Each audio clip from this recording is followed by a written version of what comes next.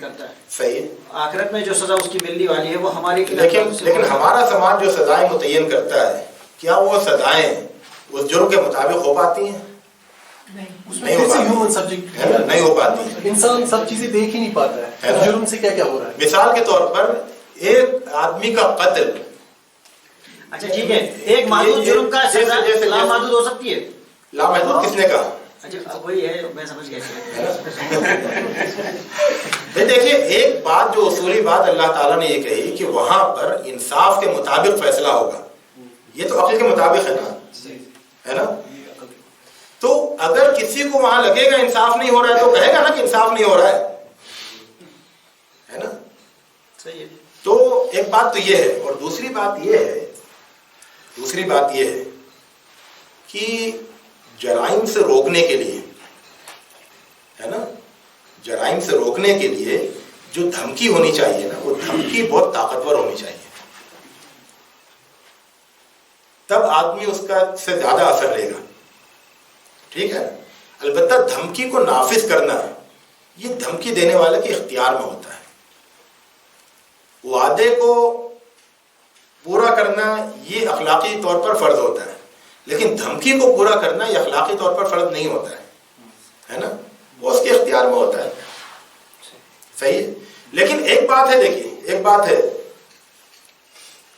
اب جیسے 3 طلاق کے سلسلے میں قانون انہوں نے بنایا 3 سال, آپ یہ کہتے رہیے کہ بھئی یہ 3 طلاق والے جرم کے مطابق قانون نہیں ہے, زیادہ ہے کم ہے وغیرہ وغیرہ, لیکن جس نے کسی دن اس جرم کا ارتکاب کیا تو اس کو جب 3 سال کی سزا دی جائے گی اس وقت وہ بحث نہیں کر سکتا.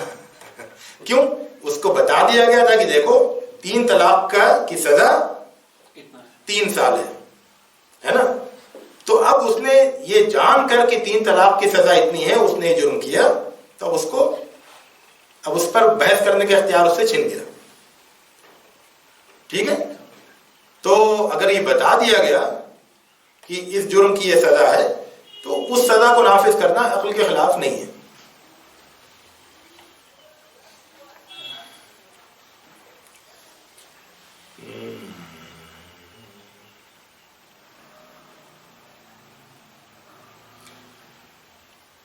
یہ جو بات, ہاں وہ تو بات آپ لوگ کر چکے ہیں.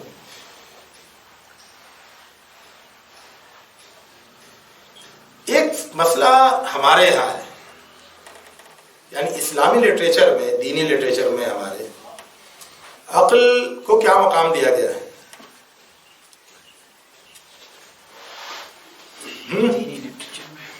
ہمارے دینی لٹریچر میں یعنی جو ہمارا مذہبی تصور ہے اس میں عقل کو کیا مقام ہے؟ یہ تو قرآن کی بات ہو گئی. مذہبی تصور میں عقل کو کیا مقام ہے؟ 12 کلیئر. آج کل کا واپس لا رہے ہیں, آج کل کا لٹریچر تو واپس ہی لا رہا ہے عقل کو.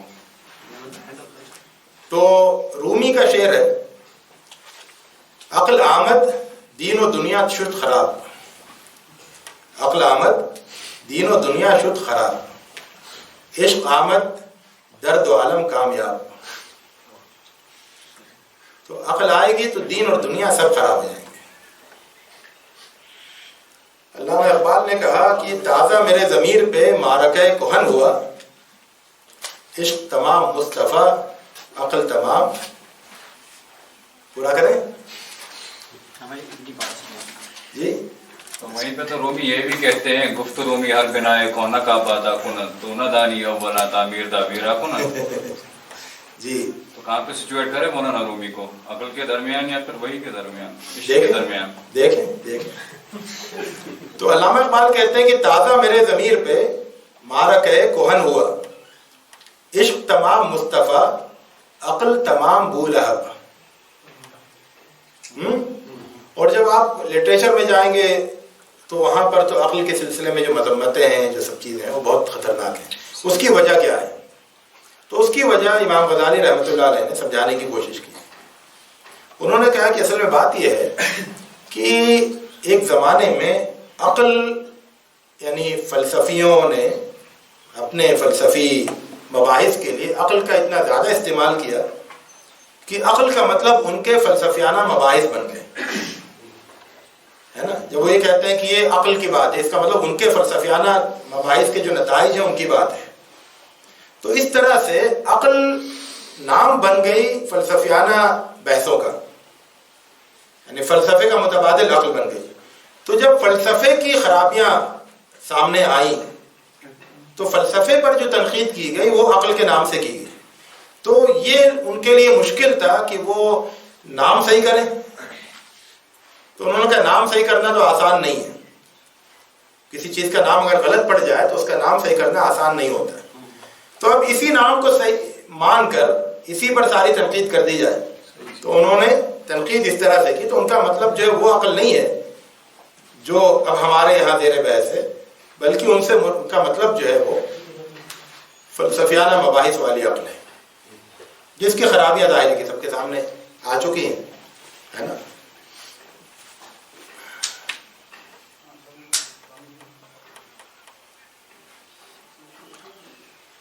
تو لیکن صحیح بات یہ ہے کہ جب ہم مذہب پہ گفتگو کر رہے ہیں تو مذہب کا جو سب سے بڑا سورس ہے یعنی قرآن مجید، تو قرآن مجید کی اصطلاحات میں گفتگو کرنی چاہیے، ہے نا. قطع نظر اس سے کہ اصطلاح رائج کیا ہے، قرآن مجید کی اصطلاحات میں گفتگو کرنی چاہیے اور اسی حوالے سے بات کرنی چاہیے، ہے نا. ورنہ قرآن مجید کا صحیح موقف سامنے نہیں آئے گا. ایک بات اور ہے، ایک جگہ جو کنفیوژن لوگوں کو ہوتا ہے نا، وہ یہ کہ ایک ہے یعنی ہر دماغی عمل وہ عقل کا کام نہیں کہا جا سکتا ہے. بعض لوگ کیا ہے ہر دماغی کام کو عقل کا کام کہہ دیتے ہیں. نہیں، ہر دماغی کام عقل کا کام نہیں ہے. مثال کے طور پر ایک چور ہے، چوری کرنے نکلا، اس نے اپنی اس کام کے لیے بہت سارے یعنی پورا اس نے دماغ لگایا اور بہت مطلب الا ما ارا وما اهديكم الا سبيل الرشاد وما اهديكم الا سبيل الرشاد. سبیل الرشاد عقل مندی کے راستے کی طرف میں تمہیں بلا رہا ہوں. اور جو مرد مومن ہے اس کے دربار میں وقال الذي آمن یا قوم اتبعوني اهدكم سبيل الرشاد. تو فرعون بھی کہہ رہا ہے کہ میں سبیل الرشاد کی طرف بلا رہا ہوں، مرد مومن بھی کہہ رہا ہے کہ میں سبیل الرشاد کی طرف بلا رہا ہوں. تو دعویٰ دونوں کہہ رہے ہیں کہ عقل مندی کی طرف بلانا ہے نا. اب یہ دعویٰ ہے تو ہر فرد کو، ہر انسان مکلف ہے اپنی عقل سے یہ طے کرنے کا کہ عقل مندی کا راستہ کیا ہے. یعنی کسی کے بلانے اور کسی کے دعویٰ کرنا ہے نا، یہ کسی انسان کے لیے وجہ جواز یہ بہانہ نہیں بنے گا کہ بھائی فلاں نے کہا تھا کہ عقل کا راستہ اس لیے میں نے مان لیا، ہے نا. بلکہ ہر انسان کو خود یہ طے کرنا پڑے گا کہ یہ عقل کا یہ راستہ ہے اور خود اس کام کی ذمہ داری قبول کرنی ہوگی. یعنی ہر انسان کی ذمہ داری ہے اپنی عقل کو استعمال کرنا. قرآن مجید ہر انسان کے اوپر یہ ذمہ داری عائد کرتا ہے اور اس طرح سے ایک عقل مند دنیا عقل استعمال کرے سب کریں گے اپنے حساب سے، ہر ایک الگ الگ نوعیت میں نکالے گا. اب اس کا کون جج بنے گا جو یہ کہے کہ ورنہ تو یہی ہوگا جب سب بتائیں گے ایک بتائیے میرے نزدیک ٹھیک ہے، یہ کہیے میرے نزدیک. اب بیچ میں کون آئے گا جو کہے گا؟ اللہ تعالیٰ نے تو دنیا ایسی بنائی نا، اللہ تعالیٰ نے دنیا ایسی بنائی کہ تم لوگ ججمنٹ ڈھونڈو، ہے نا. تم سب لوگ اپنا اپنا کرتے رہو، ہر ایک آدمی اپنی ذمہ داری پر اپنی عقل کا استعمال کرے، ذمہ داری کو قبول کرے اور نتیجے پر پہنچے. جج کو دنیا میں تلاش کرنے کی ضرورت نہیں ہے. ایسے کچھ ایسی چیز مسا کرنا، موزے پر مسا کرنا، جج کو دنیا میں تلاش کرنے کی ضرورت نہیں ہے، تم خود جج ہو. ٹھیک ہے. آپ نے ابھی کہا کہ قرآن کے ٹچ سٹون پہ آپ کو یہ چیز کرنا ہے. یہ تو میں نے نہیں کہا. نہیں، آپ کی اس بات کی انالوجی سے یہی پتہ چلتا ہے کہ آپ عقل کا استعمال کریں. ایوولوشن پہ جو میں نے کہا آپ عقل کا استعمال کریں لیکن اس حد تک. میں نے نہیں کہا. اصل میں وہ جو ہے نا وہ آپ کے ذہن میں پہلے سے بیٹھی ہوئی ایک بات ہے جو لوگ کہتے ہیں، میں تو اس کے خلاف ہوں. کوشش کروں گا. اگر قرآن نے جو چیز، جو پرنسپل سیٹ کیا ہے، قرآن نے کوئی چیز کلیئر کر دی ہے جی. اب فار ایگزامپل میں اس چیز پہ آ کے ریسرچ کرتا ہوں، وہ ریسرچ قرآن کے اس پرنسپل کے اگینسٹ جاتی ہے، تو میں کیا کروں؟ آپ کے حساب سے اگر میں اپنی عقل کا استعمال کروں تو میری عقل قرآن کے اگینسٹ جاتی ہے. لیکن یہاں پر پہنچ کے یہ میرا فائنل ڈیسیشن تھا. لائک फाइनल कंक्लूजन मेरा यही था, लेकिन वो कुरान के अगेंस्ट हो गया, तो उस टाइम क्या करूंगा एज ए मुस्लिम? अब मैं आपको बताऊं, देखिए मैंने जो बात कही थी वो इस तरह से थी कि मैंने एक बीमारी का इलाज तलाश किया, उसको साबित किया और उस बीमारी के इलाज को पेश कर दिया कि भाई इस बीमारी का ये इलाज है, और सबको इत्मीनान हो गया, ये चीज साबित हो गई, इस बीमारी से सब ठीक हो रहे हैं, ठीक है ना, इस इलाज से सबकी बीमारी ठीक हो रही है। आपने ये कहा कि नहीं मैं एक और इलाज दरियाफ्त करूंगा, है ना, जो इससे अच्छा होगा, ठीक, तो उससे अच्छा इलाज अगर आप दरियाफ्त कर लें तो मुझे मानने में क्या परेशानी है, ठीक है, लेकिन आप उस इलाज की दरियाफ्त पे निकले और अभी आपने एक आदमी को दी ठीक हुआ, एक आदमी को दी ठीक नहीं हुआ, आपने कहा ये उससे अच्छा है, नहीं, अभी तो आप जो है अभी तजर्बे के मरहले में है ना, अभी आप ये क्यों कह रहे हैं कि उससे अच्छा है? नहीं, वही तो है ना, एक फ्रेम ऑफ रेफरेंस है ना मेरे सामने, कुरान है, कुरान के ही अकॉर्डिंग मुझे कंक्लूजन ड्रॉ करना है। नहीं, ये जरूरी नहीं है, ये मुतालबा आपने फिर तो यही तो ना, वही तो अक्ल का तजाद है, वही तो चीज है। अगर अक्ल के हिसाब से जाऊंगा तो मेरी अक्ल, कुरान ने आपसे मुतालबा नहीं किया है कि आप कुरान के मुताबिक तलाश करें, कुरान ये कह रहा है कि आप तलाश करिए, लेकिन फाइनली कुरान का मानना है, ये तो नहीं कहा कुरान ने कहा फाइनली वो मानो जिस पर तुमको इत्मीनान हो, है ना, कुरान ने एक इत्मीनान वाली चीज बता दी जो हर लिहाज से काबिल इत्मीनान है, इत्मीनान बख्श है।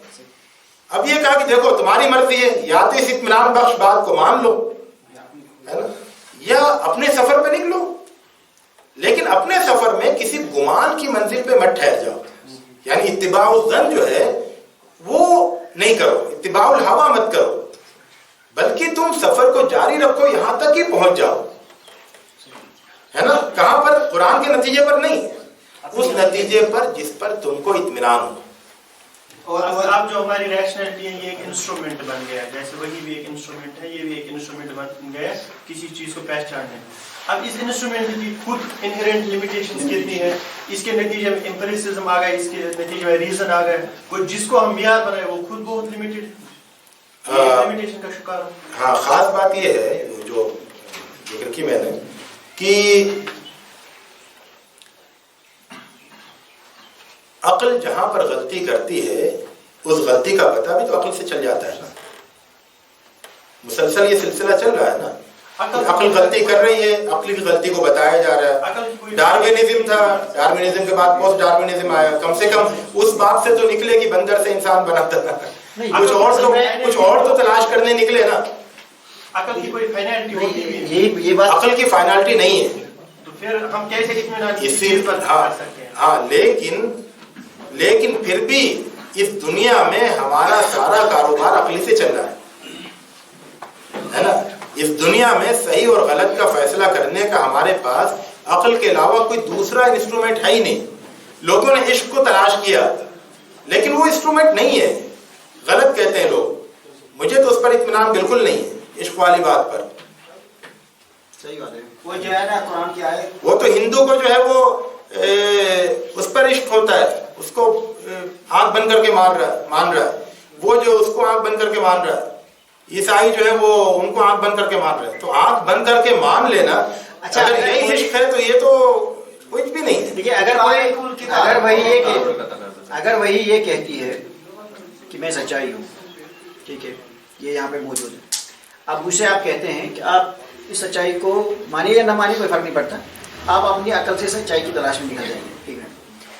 अपनी अकल से जब मैं इस सच्चाई की तलाश में निकलता हूँ, ये कभी मुझे मिलती नहीं है, इंसान किसी तो फिलहाल नहीं मिल रही है, हजारों सदियों साल के बाद भी।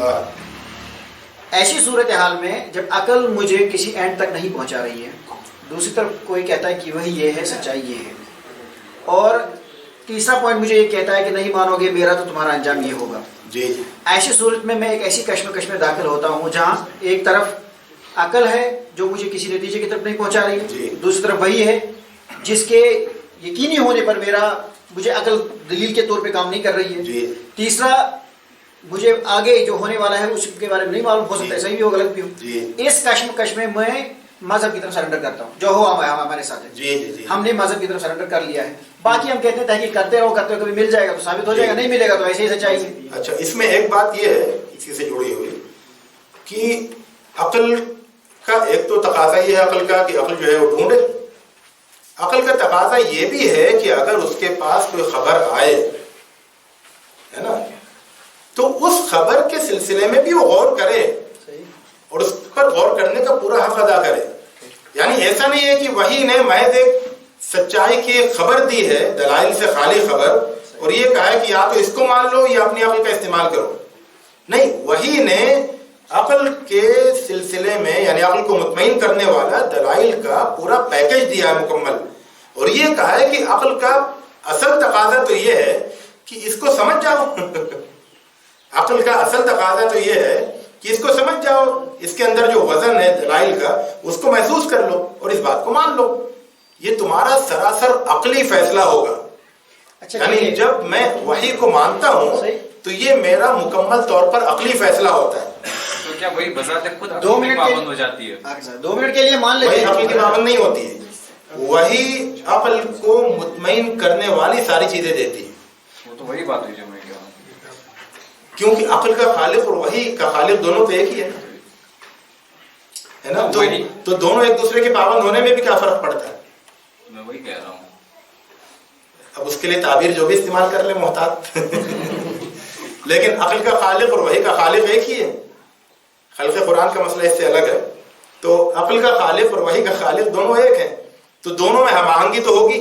उस हमाहंगी को आप पाबंद कहें या पाबंद नहीं कहें, मैं हमाहंगी कहता हूँ। अच्छा, ये वही तो तलाश हक की कातिल है। तलाश हक की कातिल कैसे हो गई? इस तरीके से हाँ। कि जब आप में वही आ गई मेरे पास, तो मुझे बताया कि मैंने उसको गौर व फिक्र किया, हाँ, तो मैं एक्सटेंड मैंने उसे रीजनेबल पाया, हाँ, ठीक, मैंने एक्सेप्ट कर लिया। सही। जब मैंने एक्सेप्ट किया उसके बाद मैं किसी और चीज़ के लिए तलाश भी नहीं करूँगा। किसी और चीज को तलाश नहीं, इस सिलसिले में कुछ और तलाश नहीं करेंगे, है ना, क्योंकि ये तो मिल गई ना आपको। भाई आपको जो चीज मिल गई उसको मजीद क्यों तलाश करेंगे? अलबत्ता दूसरी जो बहुत सारी तलाशें हैं वो आप जारी रखेंगे। और इसीलिए कहा कि तफक्करून फी खल्क़िस समावाति वल अर्ज़, है ना, क्योंकि ये जो मंजिल है ना, यानी ये जो अक्ल जब इस पर मुतमईन हो जाती है तो यहां से फिर गौर व फिक्र के वो दरवाजे खुलते हैं जो आम लोगों पर नहीं खुलते। फिर गौर व फिक्र की एक नई दुनिया शुरू होती है। तो ऐसा नहीं है कि गौर व फिक्र पर का अमल खत्म हो गया। कुरान मजीद का ये तो देखिए एजाज जो है उसकी अजमत कि एक तरफ तो वो कहता है कि इस पर ईमान लाओ, ईमान लाने का हुक्म देने के बाद फिर मोमिनों से कहता है कि अब गौर व फिक्र करो। और ये कि वो ताहयात गौर व फिक्र करते रहते हैं। तो ईमान लाने के बाद गौर व फिक्र करने का अमल ये तो बहुत बढ़ जाता है, और इससे वो नई दुनियाएं सामने आती हैं